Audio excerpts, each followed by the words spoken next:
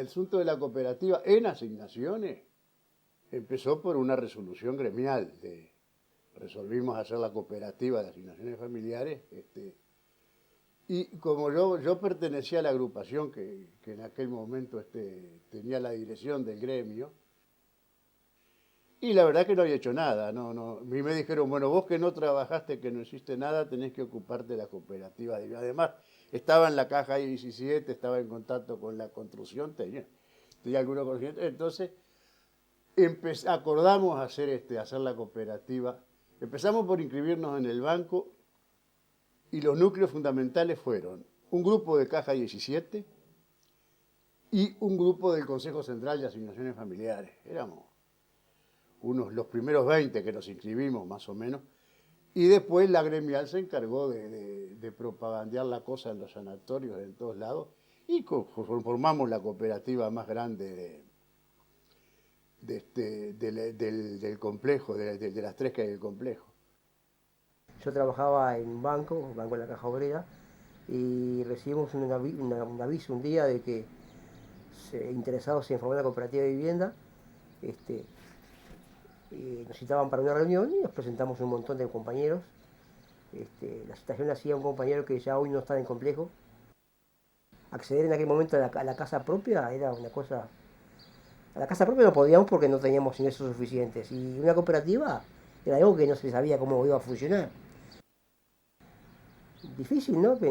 Pensábamos que era una cosa irrealizable, pero empezamos a hacer reuniones, a cambiar ideas, y fuimos empezando a caminar, ¿no? La característica era de varios gremios y por eso se le puso territorial y tomó el nombre de La Florida. Y éramos 4 cooperativas chicas que nos fusionamos y pasamos a ser una grande. Nos juntamos con AFAC 1 y con Olimar, y así se formó el complejo. Cuando fuimos a concretar el préstamo, teníamos que tener antigüedad. Cada cooperativa tenía que tener un mínimo de 1 año de antigüedad y un determinado monto de ahorro. Y fue complicada la cosa, bastante complicada. Fue complicada de todos lados. Para nuclearlo, para formar la cooperativa, para lograr el terreno, que la curia lo había destinado para cooperativas, pero que había cierto sector de la curia que no quería parcelarlo y venderlo. Y fue una pelea bastante grande, que la solucionó Partelli. Yo creo que la decisión fundamental fue de Monseñor Partelli, y siempre sostuve que nosotros sin Monseñor Partelli y sin el arquitecto, el director de vivienda de aquel momento, el arquitecto Rostegui, el complejo no existiría.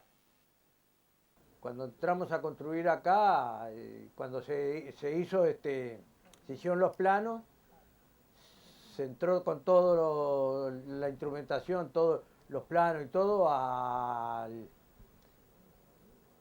banco hipotecario. Se hizo una licitación. La licitación la ganó Palenga.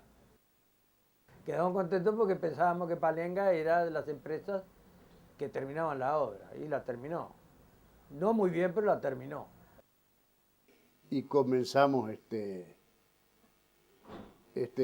la obra con grandes dificultades. Habían dificultades económicas, y otra de las dificultades que teníamos, se había producido años antes una gran crisis en la construcción. Y el Uruguay había sufrido una cosa de la que se ha hablado poco. Se habla de las fugas de cerebros, de técnicos, de ingenieros, pero no se habla de la mano de obra especializada que perdió el Uruguay. En aquel momento el Uruguay perdió obreros especializados que se fueron todos para la Argentina, para Brasil o para Europa, y sobre todo perdió oficiales finalistas, herreros, carpinteros de obra, bueno, además soldadores, mecánicos. Empezó la inmigración. Y cuando se lanzó el Plan Nacional de Vivienda y empezamos esto, empezó el Parque Posadas, empezó el Complejo Centenario, empezó una cantidad de cooperativas, y no había mano. Es decir, hubo grandes dificultades para conseguir armadores de hierro, armadores de encofrado. La empresa Palenga nos decía que ellos no tenían gente que fuera. Incluso contrataron a mano de obra no muy especializada. Ustedes ven, se aprecia a simple vista lo que son las estructuras de hormigón mal armadas, se ven las marcas de las tablas, se ven los hierros que a veces... Es decir, recién ahora estamos corrigiendo eso, que fue un defecto que nos demoró, que nos frenó mucho la obra. Cuando se iba a colocar, por ejemplo, el parqué, que empezamos por colocarlo de apuro porque nos atrasaba el avance de obra, no había empresas en el país que proveían tanto parqué para todo el complejo. Me acuerdo que llamamos una empresa, vino, se contrató y en poco tiempo el parqué, que había problemas que el parqué estaba verde, que se arqueaba las tablas, que tenía polilla. Tuvimos que contratar a un técnico para que seleccionara el parqué, porque hasta los atados de parqué nos venían las cortezas de los árboles cobradas como parqué, ¿no? Cosas así, pero que las fuimos, a fuerza, a sacrificio, fuimos solucionando esos problemas, ¿no? Para que ustedes vieran lo que era el país en ese momento, ¿no? Que no se terminaron todas las obras, Parque Posadas, Complejo Centenario, cooperativas, miles de viviendas de ayuda mutua, cientos de viviendas, y la UTE nos hizo hacer las subestaciones y cuando llegó el momento de que teníamos que conectar, no había cable de alta tensión para hacer las conexiones. El complejo tuvo que esperar 6 meses. El asunto fue que la obra Los Empujones se hizo, ¿no? Se hizo y llegó el momento de mudarnos, ¿no? El gobierno pensaba vetar, no permitirme darnos porque nosotros éramos subversivos, era como las cooperativas gremiales, estábamos en plena dictadura. Después nos enteramos que no era impedir mudarlo, sino que había una lista de 30 y pocos compañeros que estaban en el índex y que no nos iban a dejar mudar. La mudanza del complejo fue casi una ocupación. Todavía estaba el terreno cercado por el tejido y todo, estaba el obrador de Palenga. Los compañeros de OTI nos habilitaban los ascensores para que nos pudiéramos mudar. Pero después quedábamos en el 10º piso dependiendo de la escalera.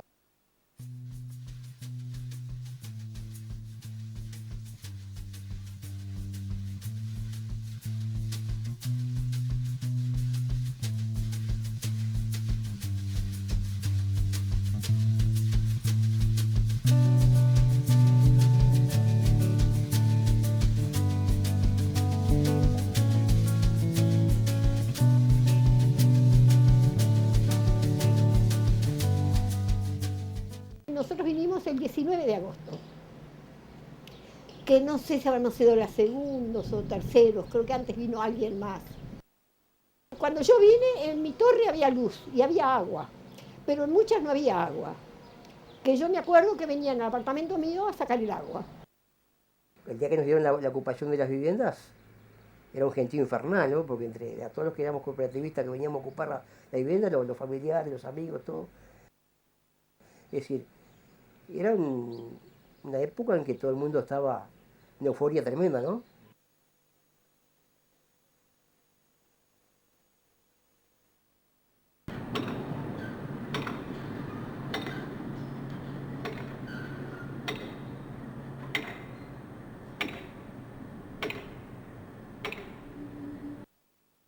Yo me acuerdo que vivía por acá cerca y venía con el Nico, que ahora tiene 30 años, en el carrito, en el changuito, veníamos a ver cómo crecía esto, cómo evolucionaba.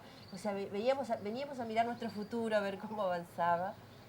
Incluso cuando se empezó a poblar esto, fue maravilloso porque yo pasaba en el ómnibus para una actividad de trabajo que tenía y se empezaban a prender las luces de a poquito. Era que, digamos, aquello que había sido un terreno, digamos.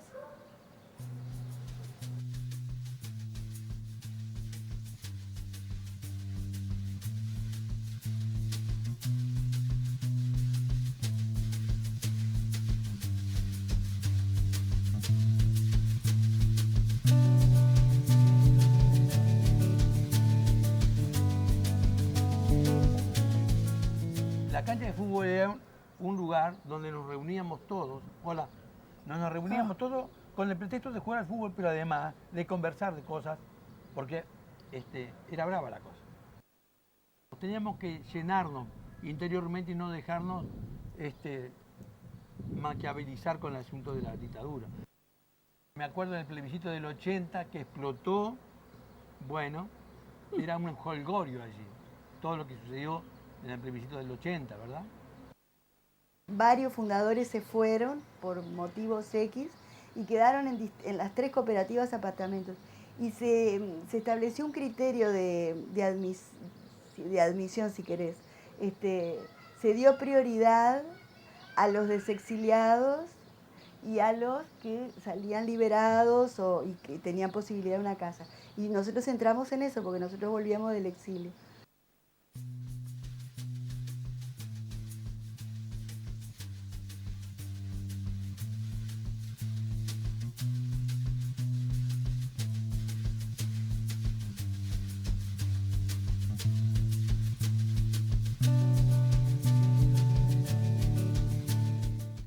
Que fueron creciendo y sobre todo que con la vinculación que teníamos porque mi hermana Estrella era ayudante de la guardería, entonces convivimos mucho con los niños también y cosa que nos hizo muy feliz, por supuesto, ¿no? Yo salí 5 años para el Reyes Magos. A mí la primera que me habló para salir en los Reyes Magos fue no me acuerdo el apellido de la madre del Basti. Bueno, la idea era que nos cambiamos en la casa de Ida Hackerley. Yo hice, me acuerdo, con Pancho, se falleció, ¿no? Y hice con Godoy, hice con mucha gente. Todo el mundo decía, van a salir por la montaña. Y a veces, yo qué sé, nos metíamos ahí en el taller y salíamos por ahí.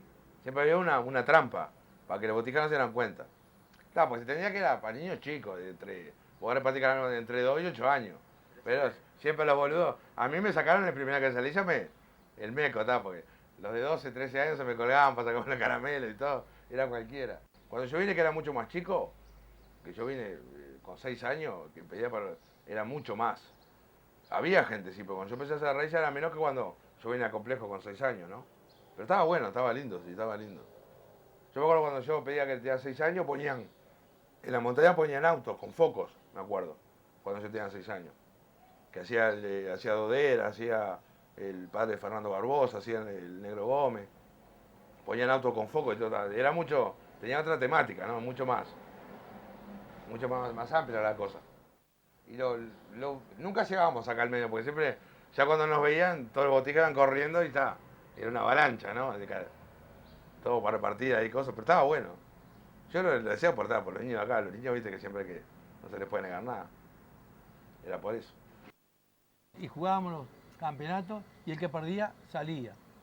Nosotros, el grupo nuestro, con el MECO, salimos 26 partidos invictos. Y querían ganar, no podían, pero era a morir también. Pero hay otras cosas más. De repente que nos querían ganar, a veces se hacían partidos de jóvenes contra los viejos. Y después estaba el César también. Partidos importantísimos, con camisetas, por las cervezas, por el asado.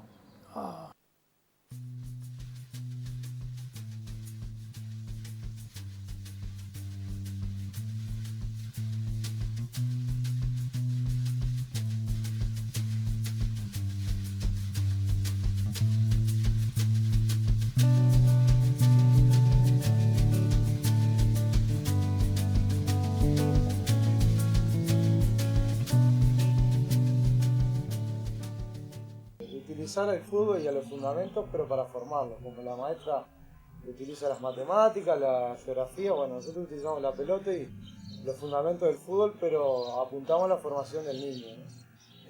No nos interesa tanto si sale dominándola 100 veces, pero sí que aprende a respetar a todo el entorno, a sus compañeros, creo que se ha logrado.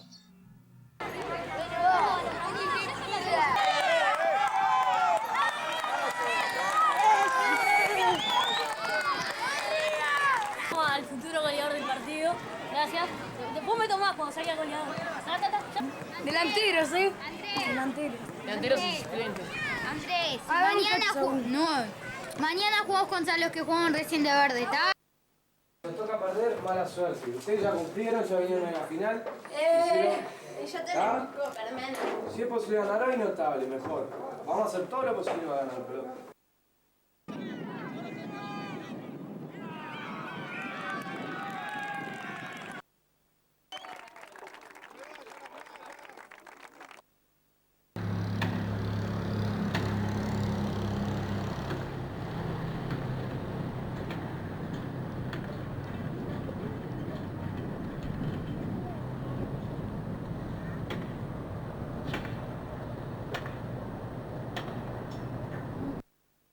Kedina, que es una maestra, digamos, que vive acá y que también fue maestra de la escuela 88-107, ella cuenta que, digamos, los gurises de complejo indudablemente también se distinguían, se diferenciaban en la escuela, ¿no? Porque eran los que, de alguna manera, cuando había que negociar algo, decían, bueno, hay que hacer una asamblea, hay que votar, o sea, tenían como unas pautas de funcionamiento que eran propias de la cooperativa y que no eran comunes en otros lados. Entonces, era como el impacto, ¿no? Amén de tener un nivel de, como de madurez social que se notaba en el conjunto, ¿no? Fue a mediados del 86 que había una profesora de educación física que vivía acá y que nos recomendó como para trabajar, me recomendó a mí y a otro compañero.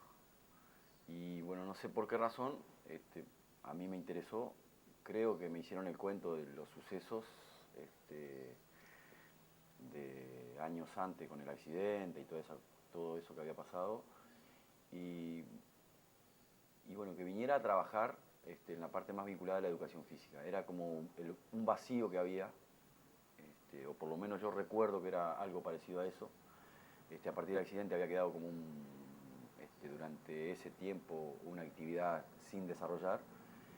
Y bueno, que de alguna manera qué posibilidades tenía como de empezar a trabajar con algunas edades. Con las edades más chicas en general se pensó. Había una cuestión con el tema de los jóvenes, que no se enganchaban en ninguna actividad, y bueno, me gustó como para entrar también a trabajar con un grupo de gurises que andaban en general en las escaleras. No me podía imaginar exactamente dónde yo estaba cayendo. Creo que lo que más me gustó fue como el desafío. Entonces, yo no soy cooperativista, no fui, conocía tangencialmente las experiencias de cooperativa de vivienda. Va bien más un pueblo chico esto que un barrio, y entonces la gente lo que tiene es la posibilidad de que los gurises estén en un determinado lugar y los padres estén arriba en su casa y ellos, el niño, el adolescente, el joven está como siendo dueño de ese espacio, de alguna manera siendo dueño, y vive prácticamente el día con sus amigos. Entonces se va formando con un grupo de gente que es su grupo de referencia. A veces venía la policía y los encontraba y los llevaban tomando vino, o los llevaban con algún porro, o sabían, o andaban atrás. Entonces, como que a partir de las diferentes edades, las diferentes problemáticas. Esto alguien dijo una vez que era el paraíso de los niños y el infierno para los adolescentes y los jóvenes. Y yo creo que es bastante parecido a ese. Cuando sos niño es como que tenés en este lugar prácticamente todo a favor, y cuando sos un poco más grande es como que tenés muchas cosas en contra. Creo que el poder haber tenido un espacio, un tiempo y atención de un adulto, me parece que eso es como es vital en determinado momento de la vida. La primera salida de dos, tres noches, no me acuerdo cuánto fue, que fue ahí en Floresta. Y así que como que me quedan acá varias caras de los más grandes que habían ido como acompañando, como animadores y demás, que cuando terminó el fogón, la última noche se pusieron a llorar, y de hecho algunos fueron a ese campamento y nunca más fueron. Y yo siempre pensé que era como romper con el maleficio de haber estado en aquel otro campamento.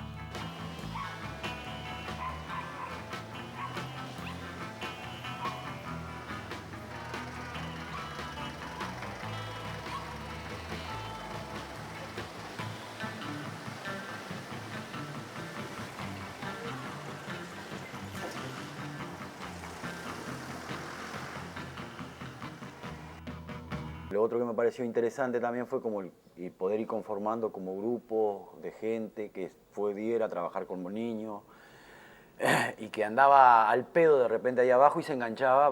Y no era porque fuera a ser ni animador ni recreador, era porque abrías un espacio distinto. Y yo qué sé, y las obras de teatro que hacían y no sé cuántas cosas más que armábamos que de alguna manera te permitían expresar cosas. Yo recuerdo algunas obras que eran cuestionamientos al complejo que de otra manera no se podían decir. Nuestra estrategia será invencible. Para los serenos, le pondremos 3 colchones cada 2 cocheras. Con eso lo liquidamos. Sí, eso para los serenos. Pero ¿y qué pasa con la empresa privada de vigilancia? Eso son unas papas, lo liquidaremos fácilmente. Con 2 minas en la esquina y el carro de Chorimanía será su perdición. Genial, jefe, genial.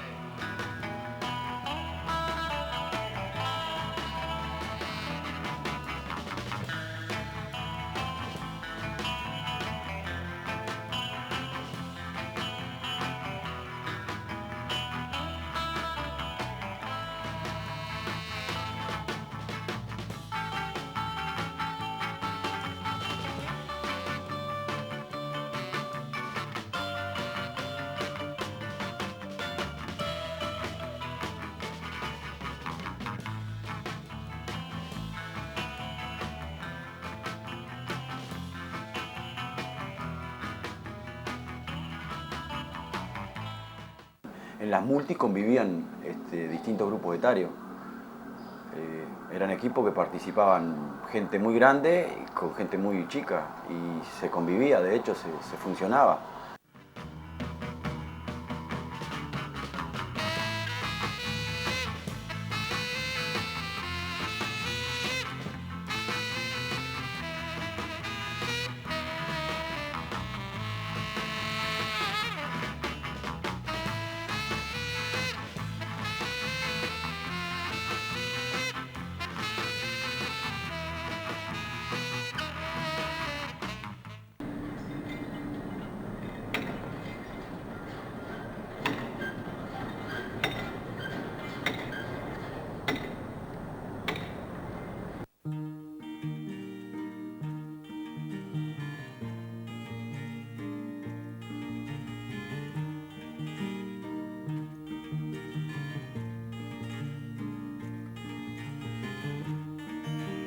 Chiquillada, chiquillada, chiquillada.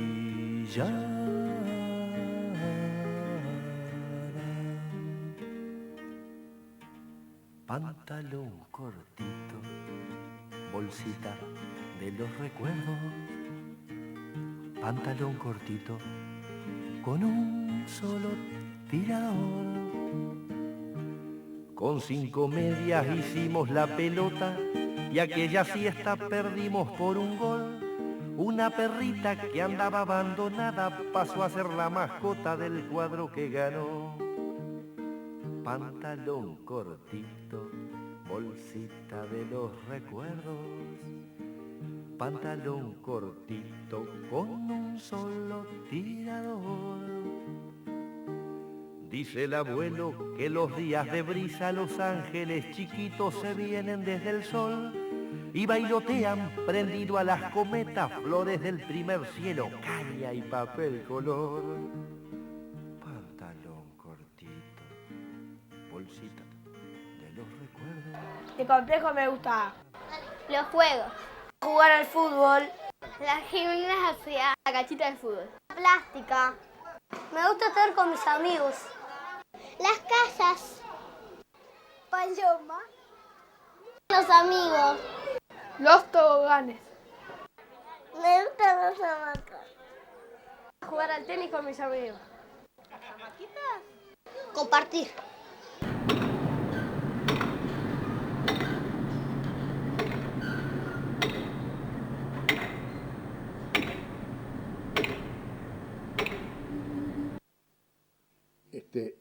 Y bueno, y hoy por hoy tenemos esto que lo están disfrutando ustedes, que son los hijos, o los nietos. Hoy hasta mis nietos se divierten en el complejo. Y yo siento que fue una cosa que hicimos no con sacrificio, pero sí con un profundo amor y con una profunda dedicación, y que hoy es una realidad que nos complace, por lo menos a mí me llena de satisfacción cada vez que vengo al complejo y veo ese patio lleno de niños y de muchachos jugando al fútbol. Hay que creer también en las utopías, creer que el hombre es capaz de alcanzar lo inalcanzable, pero hay que creer en las utopías. Por eso se hizo este complejo. Bueno, mi experiencia, es decir, de 30 años para mí, es decir, mejor imposible.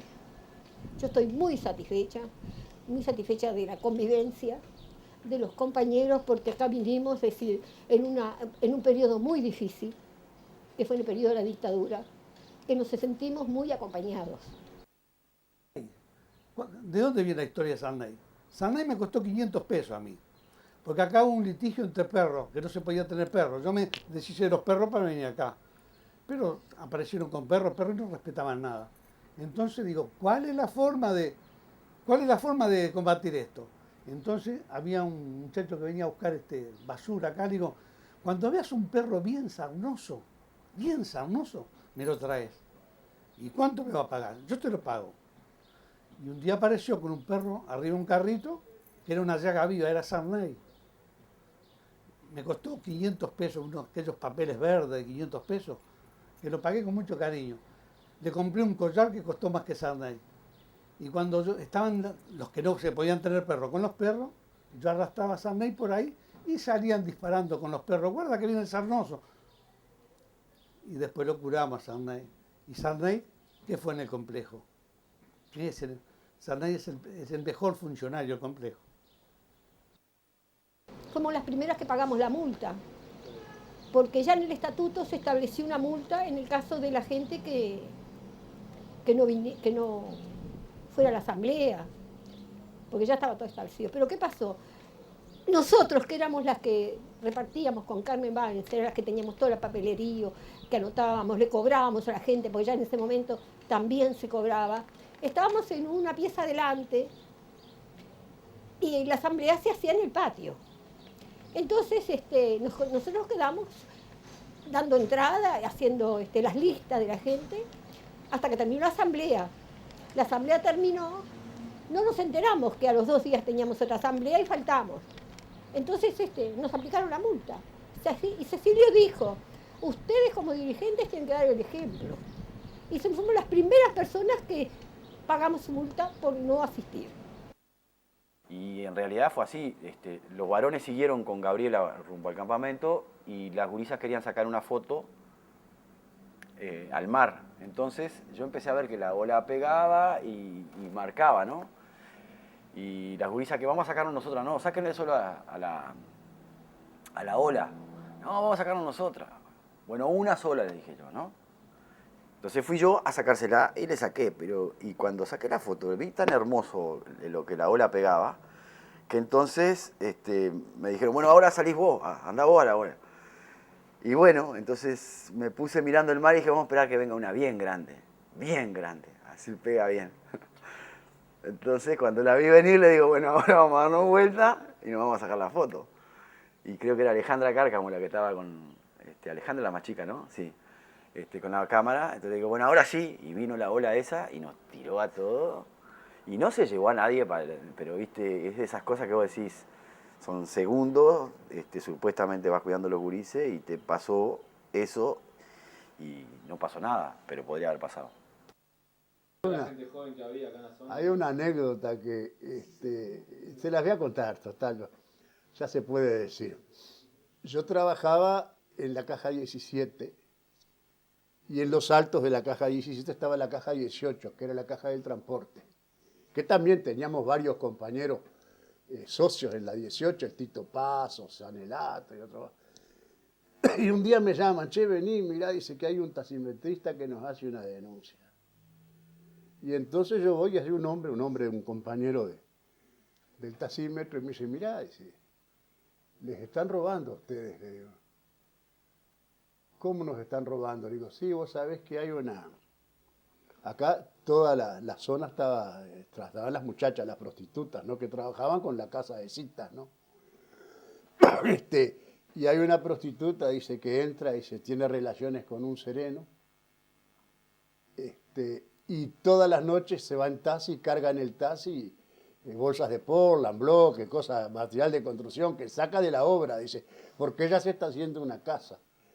Y yo quería avisarle, yo vi cuando era lo que me enteré que la casa era de ustedes, dice, y yo, no te preocupes. Entonces le expliqué las diferencias que hay entre una obra por administración y una obra por contrato. Es una obra por contrato. No nos está robando a nosotros, le está robando a Palenca. Ese material Palenca lo tiene que reponer. Y dejala que se haga la casa, pobre.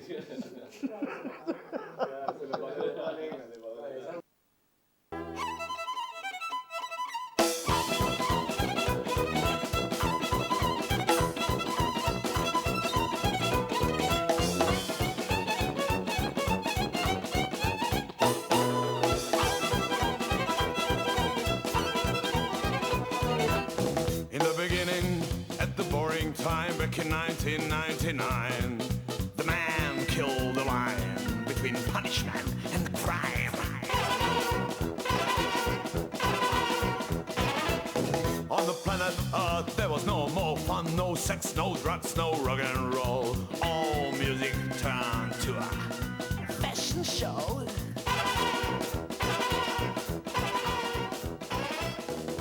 White man had the British pop.